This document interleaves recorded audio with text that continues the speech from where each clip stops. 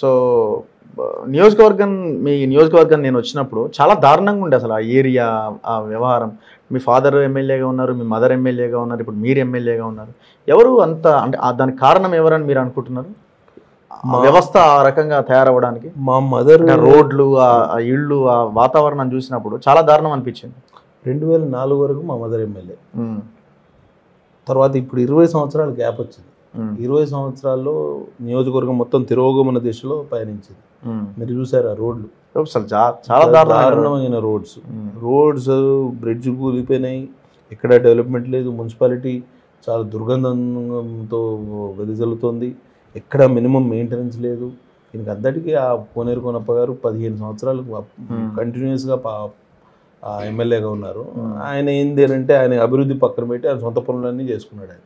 Okay, అందుకని government system ఏది మొత్తానికి ప్రజలకు అక్కడికి వచ్చే విధంగా తయారు కాలేదు. మున్సిపాలిటీని భ్రష్టు పట్టించారు.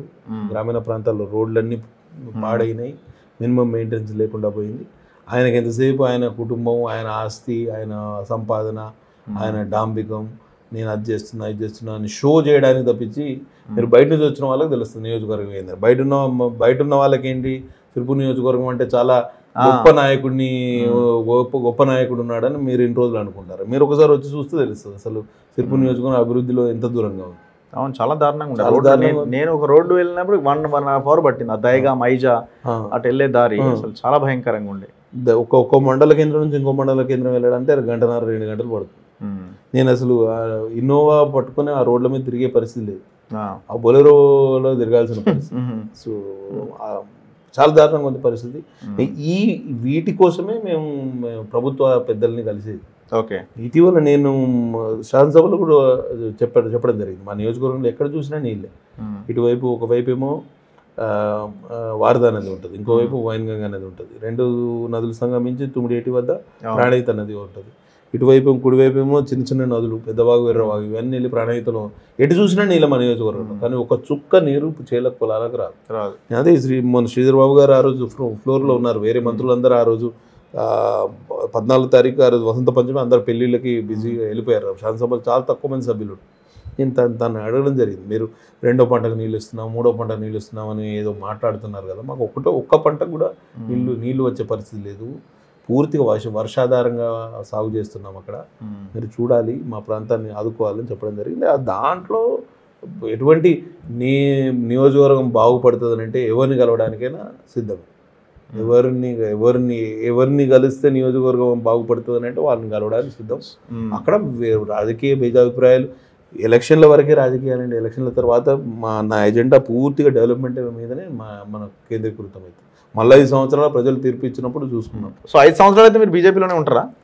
మేము పరిస్థితిలో మేము ఆలోచన మీరు ఒక నిమిషం, బీజేపీ తరఫున ప్రజలు మమ్మల్ని గెలిపించారు, ప్రతిపక్ష నాయకునిగా ఉండండి, మా సమస్యలు తీర్చండి అని వారు తీర్పునిచ్చారు.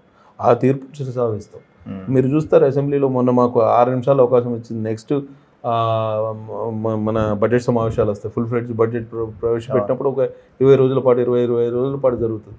ప్రతి సమస్యను లేవనెత్తాం. ప్రతిపక్షం అవసరం ప్రజాస్వామ్యానికి. అసలు ప్రతిపక్ష పాత్ర పోషించే నాయకులే అవసరం. కేసీఆర్ అనేవాడు ఏం చేశాడంటే పూర్తిగా ప్రతిపక్షాన్ని లేకుండా చేసి, ఆ ప్రతిపక్ష పాత్రను కూడా లేకుండా చేసి ఆయన ఒక నియంతృత్వానికి కొమ్ము కాశాడు. దాంతో ప్రజాస్వామ్యం అంతా. రేవంత్ ఏమి మాట్లాడలేదా? ఎట్లా ఉంది పార్టీ వ్యవహారం? పార్టీ గురించి నేను చర్చ లేదా? పర్సనల్ విషయాలు నేను లేవనెత్తలేదు. అఫీషియల్ అపాయింట్మెంట్ తీసుకున్నాను అంతేనా? ఆయన అఫీషియల్గా నేను ఈ సమస్యలు ఉన్నాయన్నారు. ఆయన ఓఎస్డీ గారికి అది ఇచ్చి సార్ట్అవుట్ చేయండి అని చెప్పారు. దానికి ధన్యవాదాలు. మిమ్మల్ని ఎలక్షన్స్కి ముందు కూడా రమ్మన్నారు కదా పార్టీలోకి? ఎలక్షన్స్ ముందు నన్ను రమ్మన్న మాట వాస్తవం, నేను పోని మాట వాస్తవం. అదే. సో మళ్ళీ ఏమైనా ఆహ్వానించవచ్చేమో రేపు? ఎందుకంటే వీళ్ళకి 4-5 సీట్ల గ్యాపే ఉంది కదా, కొంచెం ఏమైనా ఇబ్బంది వచ్చే క్రమంలో మీలాంటి వాళ్ళని ఆహ్వానించవచ్చు. మీలాంటి దగ్గరి మిత్రులు ఏమైనా? ఎవరి ఆలోచనలు వాళ్ళకు ఉంటాయి, వారి ఆలోచనలు అటు ఉండొచ్చు, మా ఆలోచనలు. ఇవాళ పార్టీ తరఫున మా భారతీయ జనతా పార్టీ మాకు టికెట్ ఇచ్చింది, ప్రజలు మమ్మల్ని గెలిపించారు, అభివృద్ధి ఎజెండా మా ముందుకు పెట్టారు. కాబట్టి మాకు ఇచ్చిన పాత్రను మేము పోషించడానికి సిద్ధంగా ఉన్నాం. మధ్యలో అభిప్రాయ భేదాలకు తావే లేదు. ప్రతిపక్షంగా ఉంటే ఏమి అక్కడ అసలు అసెంబ్లీలో ప్రతిపక్షంలో ఉంటేనే ఎక్కువ మాట్లాడడానికి అవకాశం వస్తుంది. అధికార పార్టీ ఎమ్మెల్యేల్లో వాళ్ళకు అవకాశమే తక్కువ. మేము 8 మంది మీరు చూడండి, మేము ప్రతిసారి ఇంకొక సబ్జెక్టు డివైడ్ చేసుకుంటాం, మంచి ప్రతిపక్షంగా ఎదుగుతాం. సో మీకు అనిపించిందా మీరు బీజేపీ నుంచి ఎమ్మెల్యేకి గెలిచినప్పటికీ కాంగ్రెస్ అధికారంలోకి వచ్చిన తర్వాత వాళ్ళు టికెట్ ఇచ్చి కాంగ్రెస్ నుంచి గెలిచుంటే వాళ్ళ అధికార పార్టీలో ఉండేవాన్నేమో అన్న ఆలోచన ఏమైనా వచ్చిందా మీకు ఏ క్షణంలో అయినా? అంటే కాంగ్రెస్ తరఫున నిల్చున్నా కూడా గెలిచే వాళ్ళం వేవట్లా ఉంది. కానీ ఇప్పుడు ప్రజలు తీర్పు ఇచ్చిన తర్వాత, పార్టీ మారిన తర్వాత, పార్టీ నుంచి గెలిచిన తర్వాత ఆ పాత్ర పోషించడంలో అర్థం ఉంది.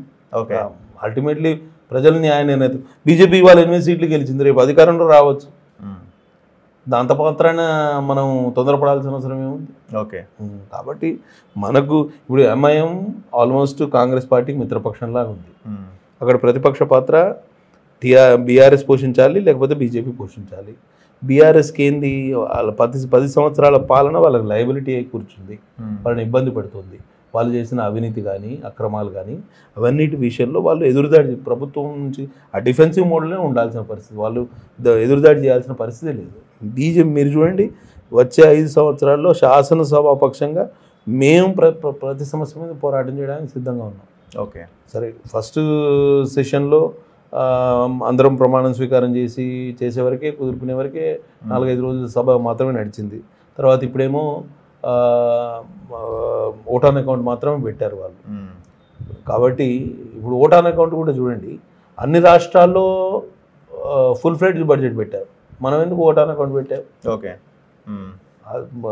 సబ్జెక్ట్ మ్యాటర్లోకి వెళ్తే విమర్శించడానికి చాలా ఉన్నాయి. కానీ ఇక్కడ మనం బేసిక్గా మీరు అడుగుతున్న ప్రశ్న ఏంటంటే, వాళ్ళ ముఖ్యమంత్రి గారిని కలిశారు, దానికి ఏమైనా రాజకీయ ఉద్దేశాలు ఏమైనా ఉన్నాయా అని అడుగుతున్నారు. నేను ఖరాఖండిగా మామూలుగా అయితే రాకపోతుంది, యాక్చువల్గా బయట ప్రచారం జరిగింది కాబట్టి నేను వచ్చిన. అంటే జనరల్గా అయితే ఈ టాపిక్ మీద నేను డిస్కస్ చేయకపోయేవాడిని. మనకు కూడా తెలుసుగా, జనరల్ కలుస్తూనే ఉంటారు అపోజిషన్ లీడర్లు కూడా. జనరల్ క్లారిఫికేషన్ ఇచ్చుకోవడానికి ఒక అవకాశం, ఇదో clarification. Anyway, thank you very much Harish Babu garu, thank you. So conclusion ఏంటంటే, చాలా క్లియర్గా ఆయన ఉన్నట్టుగానే నాకు అనిపిస్తున్నది. బీజేపీలోనే ఉంటా, బీజేపీ టికెట్ మీద నేను గెలిచిన కాబట్టి ఈ పార్టీలో కంటిన్యూ అవుతానంటున్నారు. సో రేవంత్ రెడ్డితో ఉన్న సంబంధాలు, ఆయన ముఖ్యమంత్రి, వీటన్నింటి దృష్ట్యా 1-2 సార్లు కలిసిన, అది కూడా కేవలం నియోజకవర్గ అభివృద్ధి కోసం మాత్రమే అనే అభిప్రాయం ఆయన వ్యక్తం చేస్తున్నారు. సో చాలా క్లారిటీతో ఉన్నట్టయితే నాకు అనిపిస్తున్నది. సో చూద్దాం భవిష్యత్తులో, ఎందుకంటే రాజకీయాల్లో ఏదైనా సాధ్యమని అంటుంటారు కదా, అది మనం మళ్ళీ జరిగినప్పుడే మాట్లాడుకోవాలి. చూస్తూనే ఉండండి మన తొలి వెలుగు.